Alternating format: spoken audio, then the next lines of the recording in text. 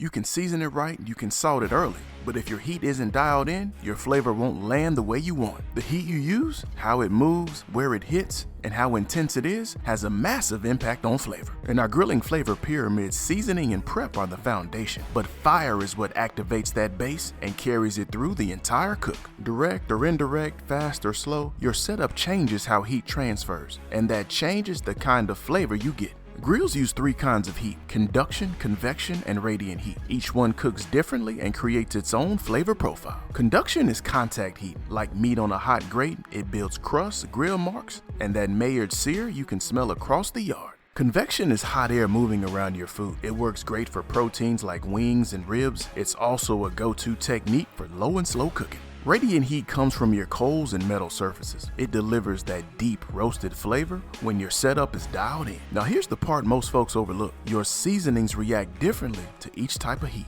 Think about it. Sugars burn fast over conduction. Smoke clings best in convection, and herbs fade in high heat. That same rub tastes totally different depending on your fire. So if your food tastes off, even when your prep is solid, it's probably not your recipe, it's your fire strategy. That's exactly why we built the Fire Management Guide. It breaks down heat transfer in plain language and shows you how to use fire setup, fuel type, and airflow to get the flavor and control you're looking for. It's not just about rubs. It's not just about recipes either. It's about understanding how your heat works. What's your go-to fire setup, and how does it change the flavor? Drop me a comment. Let's talk about it. Remember to go check out our Fire Management Guide and start cooking with intention and not guesswork. Be sure to hit that like button, hit that subscribe button, and leave us a comment. We'd love to hear from you. Until next time, grill boldly, serve proudly, and enjoy the process.